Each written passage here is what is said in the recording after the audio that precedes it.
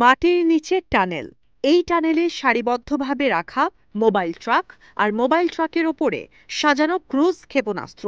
এই পুরো বহর প্রস্তুত যে কোনো সময় যুদ্ধক্ষেত্রে মোতায়েনের জন্য। এভাবে একের পর এক ক্ষেপণাস্ত্রের বহর সামনে নিয়ে আসছে ইরান। তবে কি বড় কোনো হামলার প্রস্তুতি নিচ্ছে পরমাণু শক্তিধর এই দেশ?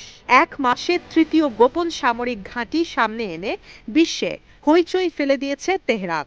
মাটির নিচের এই ভান্ডারে সারিবদ্ধভাবে সাজানো রয়েছে ১০০ থেকে ১,০০০ কিলোমিটার পাল্লার ক্ষেপণাস্ত্র।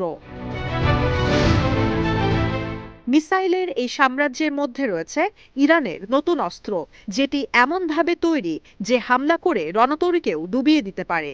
ইরানের দক্ষিণ উপকূলে ভূগর্ভস্থ এই ঘাঁটির অভ্যন্তরে ক্রুজ মিসাইলের ভিডিও প্রকাশ করেছে ইরানের ইসলামিক রেভলিউশনারি গার্ড কর্পস। দক্ষিণের জলসীমার হুমকি স্বরূপ যে কোনো সমরাস্ত্র বোঝাই রণতরী শেষ করে দিতে পারে এই ক্ষেপণাস্ত্রগুলো। ইরানের সেনাবাহিনীর বিশেষ শাখা আইআরজিসির দাবি, এই ক্রুজ মিসাইলগুলো শত্রুপক্ষের রণতরী শেষ করে দেওয়ার জন্য বিশেষভাবে তৈরি।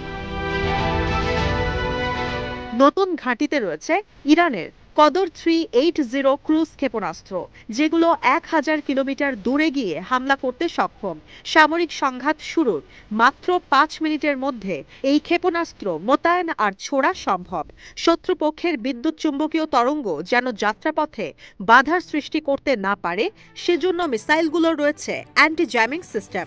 পাতালের এই ক্ষেপণাস্ত্রের শহর পরিদর্শন করেছেন আইআরজিসি প্রধান মেজর জেনারেল হোসেন সালামি। তিনি জানান, বোমার আঘাতে এই ঘাঁটির কিছুই হবে না।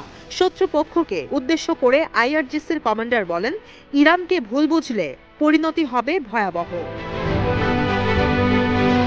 গেল মাসেই পারস্য উপকূলে মিসাইলের নৌঘাঁটি সামনে আনে আইআরজিসির নৌবাহিনী। একই মাসে আইআরজিসির বিমান বাহিনী আরেকটি ভূগর্ভস্থ ক্ষেপণাস্ত্রের শহর উন্মোচন করে। ইরান বলছে, যুক্তরাষ্ট্র আর ইসরায়েলকে শায়েস্তা করতে তাদের ব্যালিস্টিক মিসাইল গুরুত্বপূর্ণ ভূমিকায় থাকবে। ইরানের পররাষ্ট্রমন্ত্রী আব্বাস আরাকচি বলেন, তেহরানের ক্ষেপণাস্ত্র সক্ষমতা পশ্চিমাদের বাধ্য করবে পরমাণু শক্তিধর এই দেশের সঙ্গে আলোচনায় বসতে। এই ক্রুজ ক্ষেপণাস্ত্রের শহর উদ্বোধনের দিনে ইরানের সেনাবাহিনীর প্রধান মেজর জেনারেল মোহাম্মদ বাঘিরি সহ পুরো সেনাবাহিনী উদযাপন করে Islamic revolutionary guard day. Tehran বলছে, এর মধ্য দিয়ে শত্রুপক্ষকে স্পষ্ট বার্তা দিতে চায় তারা যে কোনো হামলা ঠেকাতে আর পাল্টা হামলার জন্য প্রস্তুত পরমাণু শক্তিধর এই দেশ। চলতি বছরের জানুয়ারিতে বড় পরিসরে সামরিক মহড়াও চালিয়েছে ইরানের সেনাবাহিনী।